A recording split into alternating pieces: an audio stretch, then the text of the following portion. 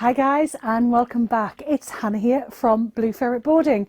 So as you're probably aware, but I'm going to say it again for those of you who maybe aren't as fully aware, ferrets have a really short digestive system, which means they need to be eating and pooping every 3 hours. So for instance, if we had our breakfast at 8 and then our lunch at 1 and our tea at say 6 o'clock, for ferret you would be looking at something like 8 o'clock for breakfast, 11 o'clock for elevenses, 11, 12, 1, 2, 2 o'clock for lunch, 5 o'clock for afternoon tea, and so on and so forth. But these wouldn't just be elevenses and afternoon tea. These are actual big meals just as much as breakfast. So they need to be eating a lot more regularly. And for that reason, they also need to be drinking just as regularly, as you might imagine, and they need to be pooping and weeing just as regularly. To be able to know when your ferret's poorly, you have to know when your ferret's well. So I strongly encourage you all to start weighing your ferrets regularly. And literally, we weigh all of our ferrets once a week. We've been doing that for over a year. And it means that we know exactly what to expect throughout a year of weight fluctuations through the year, as well as others. And we can see very quickly when there's a downward spike for one of our ferrets. And for us, if we haven't been shown already through the poo, that is a massive indicator that there's something wrong. And you can catch it quite quickly. So I encourage you all to start weighing your ferrets so you know what the norm is and what the normal range is as well.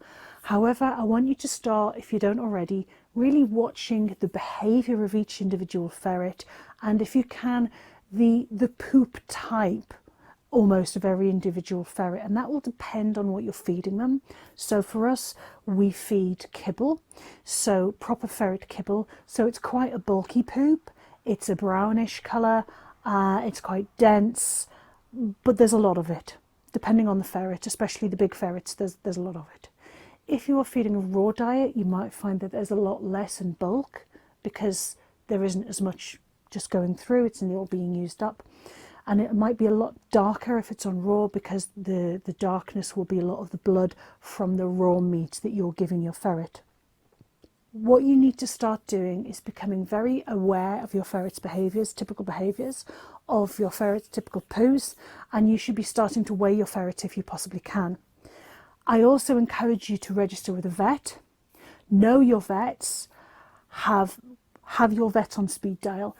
Also, make sure you know your closest out of hours vet, so if anything goes wrong, you have that number and you're not having to find that number at a time when you're already super worried about other things. How much are you willing to spend on your ferret and on your pet? And for some people that might be a lot, and for some people that might not be as much. Do you have insurance for your pet? Do you have a trust fund sort of thing put away for your pet? Is that something you want to start doing now for their old age, when they are likely to start costing you a little bit more money as they get older and they might need medicines? Think about these things now and be prepared so they don't just whack at you out of the blue.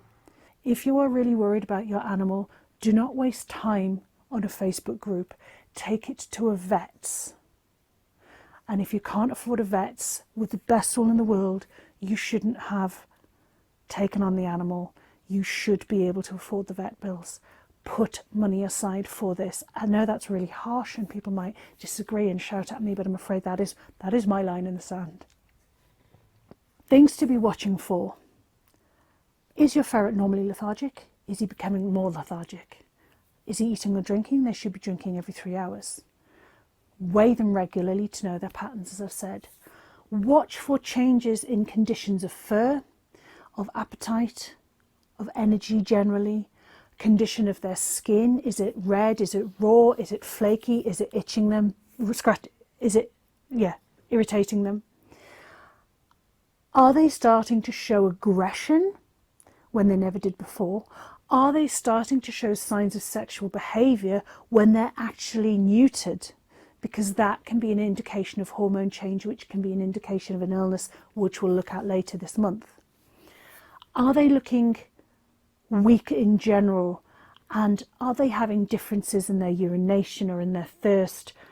And Are they having weight loss and yet still holding a pot belly? All of these things, if they change, can be indicative, which is why I say know your ferrets as they are so you can recognise the changes. Finally then, your ferret's been to the vet, your vet has prescribed what it's needed, you've brought your ferret home. So any recovering or poorly animal, you should have a small cage, what we would normally refer to as a hospital cage, and that will be a small cage which will have just that animal in it. You want bedding, an area for bedding, you want water and food as you normally would, and a litter area for them. And what you're wanting is to isolate that animal from all others so that other animals, number one, can't hassle it, can't irritate it, can't upset it or lie on it when it's already weak. But also for you to monitor how much it's eating and how much it's pooping so you can see what's going on. And also, if you've got a poorly ferret, ferrets need fed every 3 hours. They don't stop eating at night time, which means if you've got a poorly ferret and it's struggling to eat on its own, you are responsible for helping it feed, which means you should be there, have it next to your bed and be feeding it every 2 or 3 hours as necessary. And again, this is my line in the sand and I have done that.